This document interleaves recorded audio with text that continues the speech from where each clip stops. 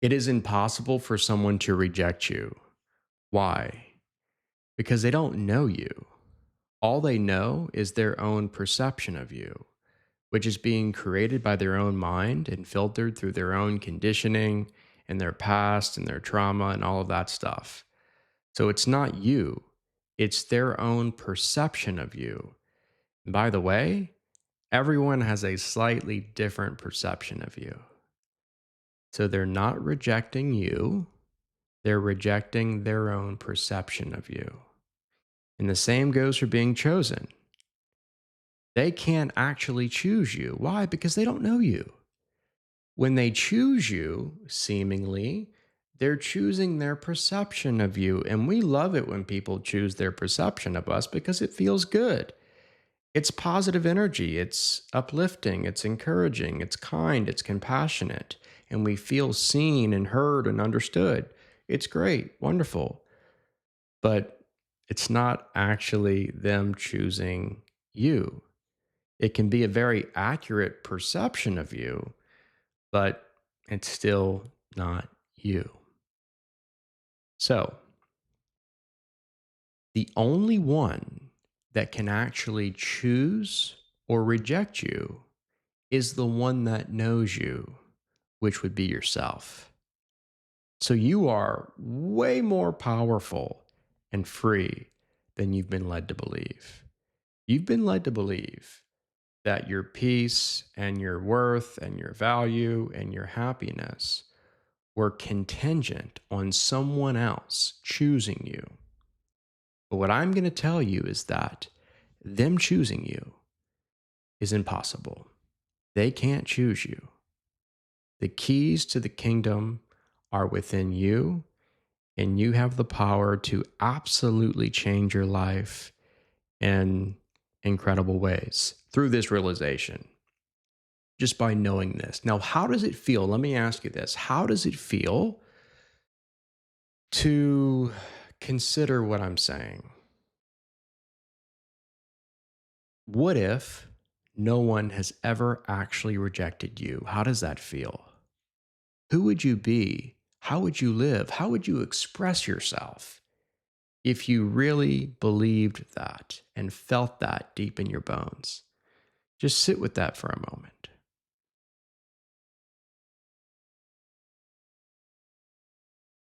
Does it feel heavy or light?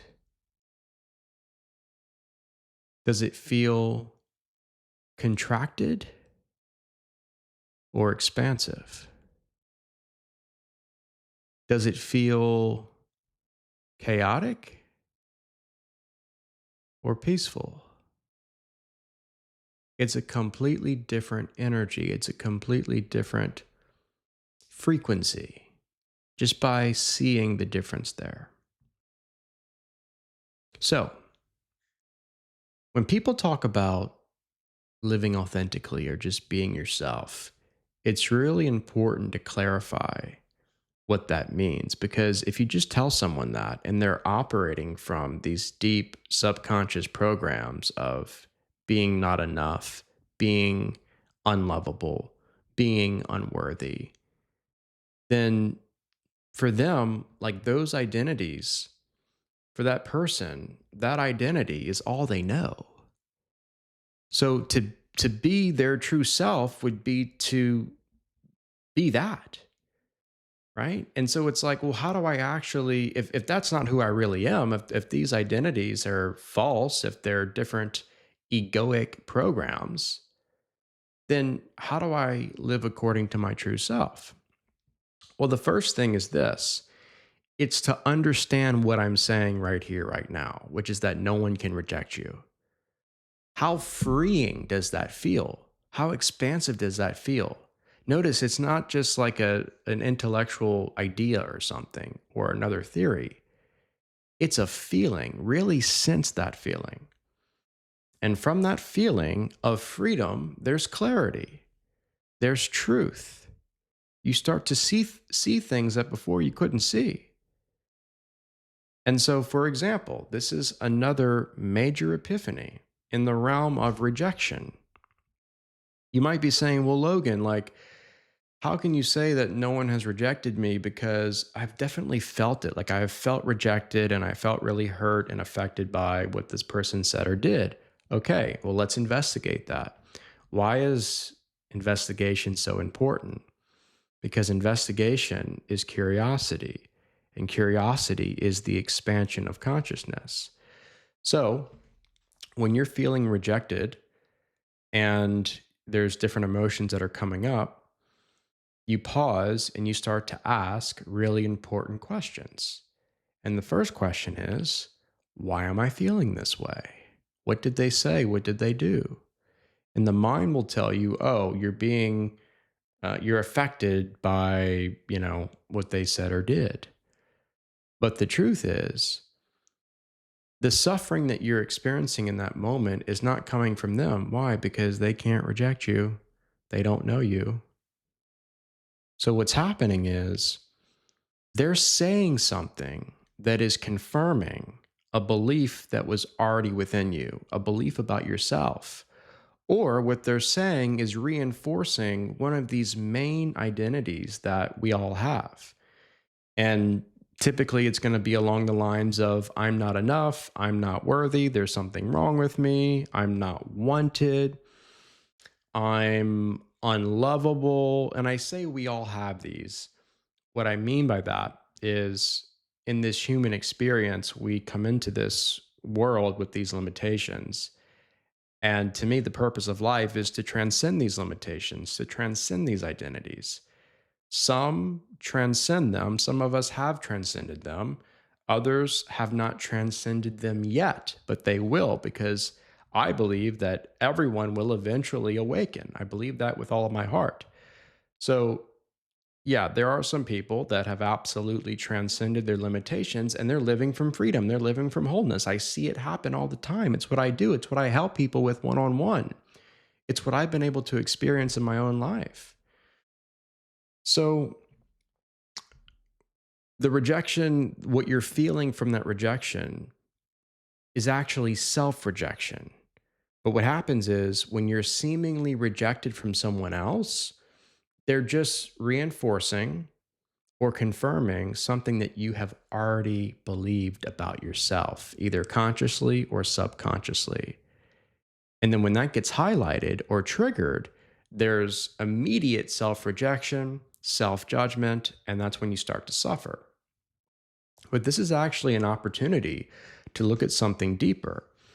Because when you're triggered in a situation like this, the trigger is actually your treasure. It's actually pointing you to see where you're not free so that you can be free, so that you can experience expansiveness and power and wholeness and what your soul desires to experience. Joseph Campbell said, "The cave you fear to enter holds the treasure you seek." So, this is an opportunity. And when you do the deeper work, when you start to investigate the identity, you see that it's false.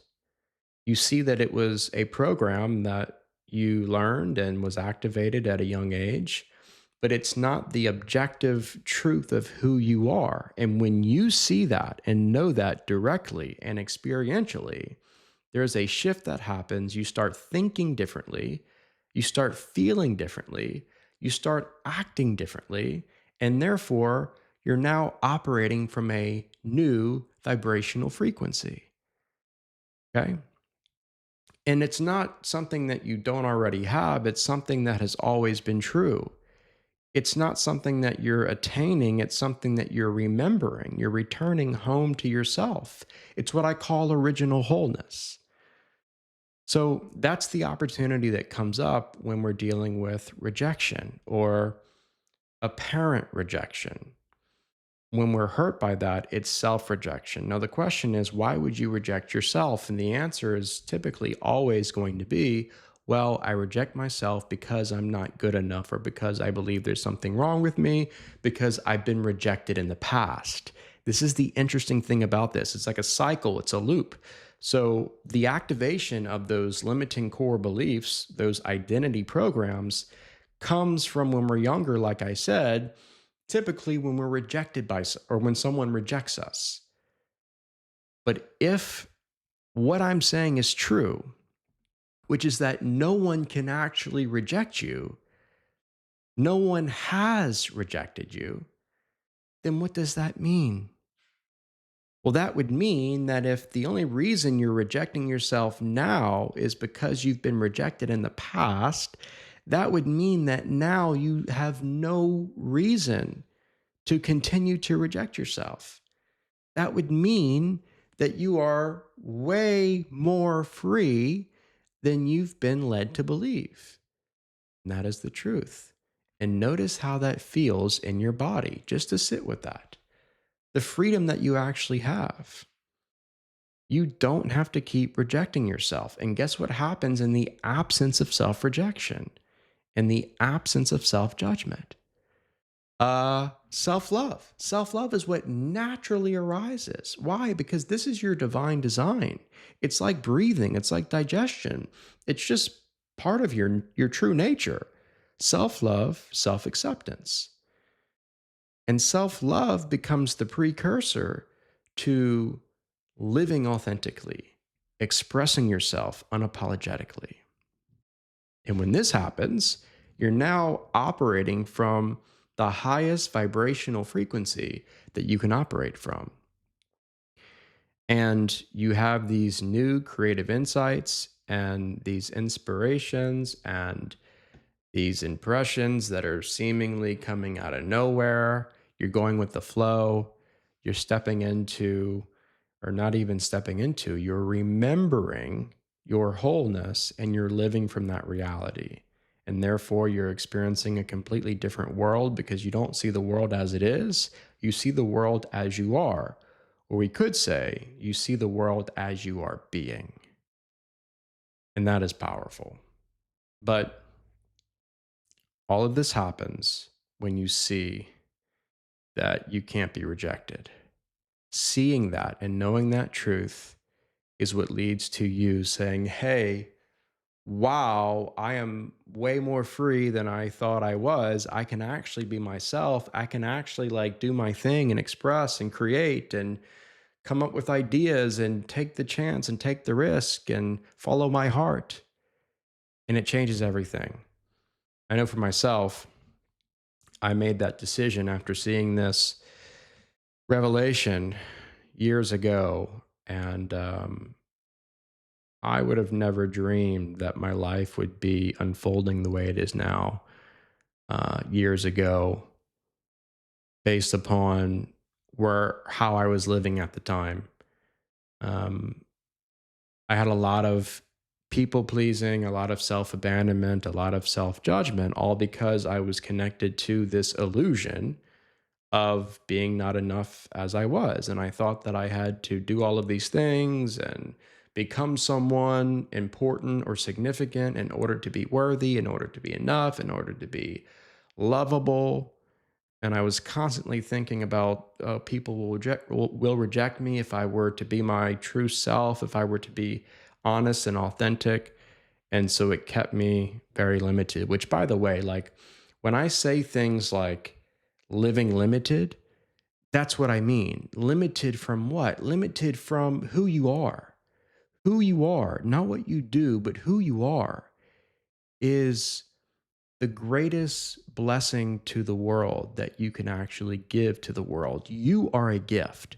Your presence, your beingness is a gift. And as you allow that to flow through you, channel that energy through you, and you start to create from that place and just be not it's not even a doing. You are free to create and come up with things and do whatever, but you don't have to, because this is not the world of have to. It's the world of I choose to. It's not the world of you should. It's the world of you could. It's the world of freedom.